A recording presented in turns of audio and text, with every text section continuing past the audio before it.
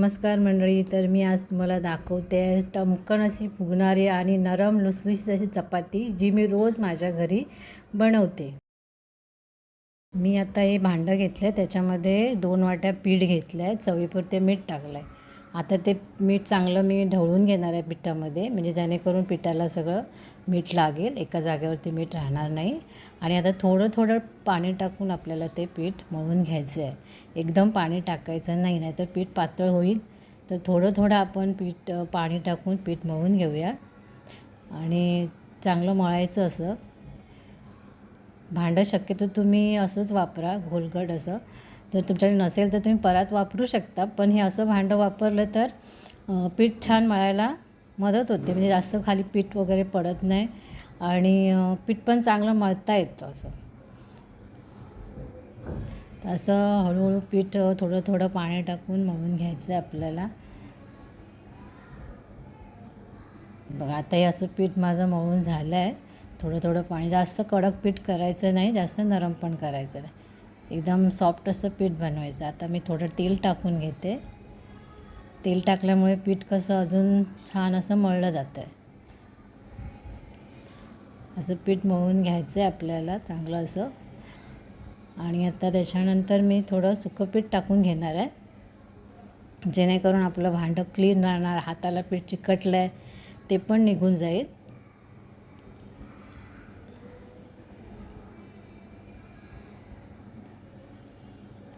असं मस्तपैकी पीठ आपण मळून घ्यायचं आहे.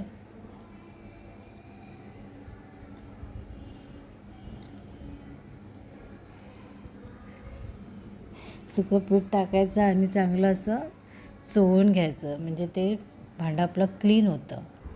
आपलं आता हे सॉफ्ट असं पीठ मळून झालेलं आहे. आता मी झाकण मारून अर्धा तास ठेवून घेणार आहे. तुमच्याजवळ वेळ नसेल तर तुम्ही 10 मिनटं ठेवून घेऊ शकता. आता आपलं हे अर्धा तासानंतर पीठ तयार झालेलं आहे. तर मी चपात्या करायला घेणार आहे.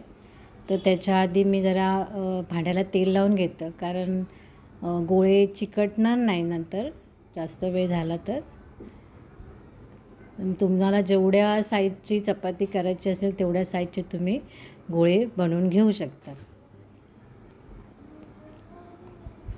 असे मी आता गोळे सगळे बनवून घेतलेले आहेत. माझ्या 2 वाटी पिठाचे 17 ते 18 गोळे तयार होतात. असा गोळा एक घ्यायचा, त्याला तेल लावून त्याची मोदकासारखी पाळी बनवून घ्यायची आहे. नंतर थोडंसं तेल आतमध्ये लावायचं, थोडंसं सुकं पीठ टाकायचं आणि जशा आपण मोदकाच्या कळ्या तयार करतो ना, तशा कळ्या तयार करून त्याचा असा मोदक बनवून घ्यायचा. नंतर तो असा गोल करायचा.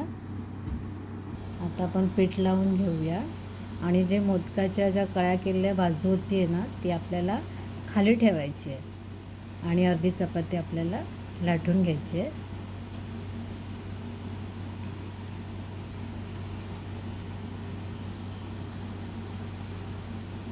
आणि इकडे गॅस चालू करून ठेवला आहे मी तवा गरम करायला. आता चपाती लाटायला घेते. परत पीठ लावून घेतलं आहे चपातीला आणि ती जी कळा केलेली बाजू होती ना, ती आता आपल्याला वरती ठेवायची आहे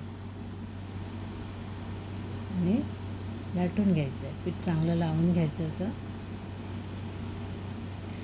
ते लाईन्स पडतात, त्याच्यामुळे आपल्याला चपाती करताना समजून येतं की आपण कुठल्या बाजूला मोदकाचे कळ्या केल्या होत्या त्या.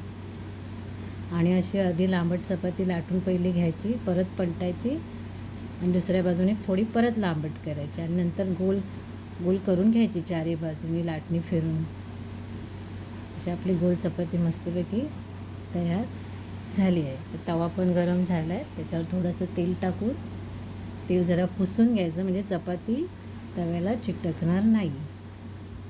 तर चपाती टाकते वेळी पण जी मोदकाची जी बाजू, मोदकासारख्या ज्या कळा केलेली बाजू होती ना, ती आपल्याला वरती ठेवायची आहे, म्हणजे चपाती चांगली फुगून येते आपली. तर थोडंसं हलकंसं चपाती वरून शेकली की लगेच पलटायची आपल्याला, जास्त शेकायची नाही आहे, नाही तर ती खालून करपणार आणि फुगणार पण नाही. आता गॅस फास्ट करायची आहे आपल्याला आणि खालून चपाती चांगली पलटून पलटून अशी शेकून घ्यायची आहे. जी थोडी थोडी अशी फुगायला लागली चपाती की समजायचं खालून शेकली आहे, की थोड्या वेळाने ती पलटी मारून घ्यायची आणि कपड्याने ती जरा अशी साईडने शेकून घ्यायची, म्हणजे चपाती चांगली शेकली जाते आणि त्याच्यामुळे ती खराब पण होत नाही.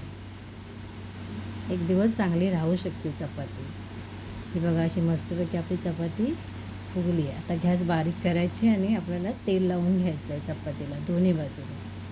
असं उलटून पलटून 2-3 वेळा मस्तपैकी चपाती आपली शेकून घ्यायची. झाली आपली चपाती एक तयार झाली आहे.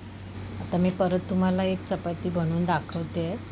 सेम तसंच करायचं आहे. परत आपल्याला असाच गोळा घ्यायचा आहे, तेल लावायचं आहे, पीठ टाकायचं आहे आणि अशा कळ्या करून मस्तपैकी मोदक बनवून घ्यायचा आहे आणि तो असा गोळा तयार करायचा मोदकासारखा. असं गोल करायचं. परत सेम तसंच करायचं. आपल्याला ज्या कळ्या केलेल्या बाजू होती ती आपल्याला खालीच ठेवायची आहे आणि अर्धी चपाती आपल्याला लाटून घ्यायची आहे.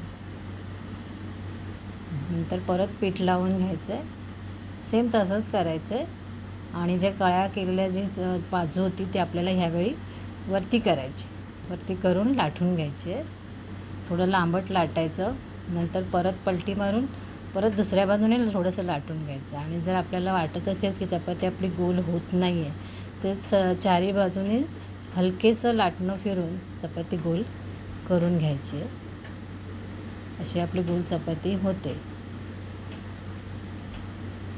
ते तवा माझा गरमच आहे कारण एक चपाती आम्ही केलीच होती. आता तर दुसरी चपाती आता तुम्हाला मी करून दाखवते. तर हलकी अशी चपाती वरून शेकली की लगेचच पलटायची आहे.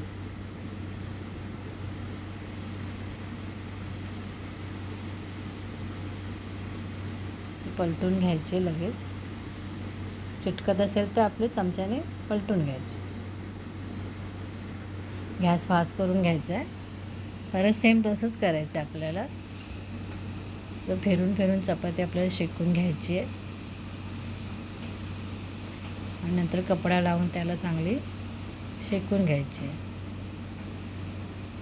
चपाती चांगली शेकली जाते. अशी मस्तपैकी चपाती आपण शेकून घ्यायची आणि शेकल्यानंतर ती थोडी फुगते पण छान अशी. तर दोन्ही बाजूने आपल्याला तेल लावून घ्यायचं आहे. गॅस बारीकच ठेवायची चपातीला तेल लावताना आणि अशी पलटून पलटून चपाती चांगली शेकून घ्यायची आहे. अशी आपली चपाती दुसरी पण रेडी झाली आहे. आता हे माझ्या अशा सगळ्या चपात्या करून झाल्या आहेत. आता ही मला आजची चपाती अशी मस्तपैकी फुगली आहे. तुम्ही अशा चपात्या करत राहिलात की तुम्हाला बरोबर चपात्या बनवायला येणार आणि अशा छान चपात्या तुमच्या पण अशा फुगणार आहेत मस्तपैकी आणि अशा छान अशा लुसलुशीत चपात्या तुमच्याही होणार आहेत. तर तुम्ही रोज अशा चपात्या माझा व्हिडिओ बघून रोज अशा चपात्या बनवत राहा, म्हणजे तुमच्या पण चपात्या छान अशा सॉफ्ट आणि मस्तपैकी टमकन फुगणाऱ्या तयार होतील. आणि हा माझा व्हिडिओ तुम्हाला आवडला असेल तर लाईक करा, शेअर करा आणि माझ्या चॅनलला सबस्क्राईब करा.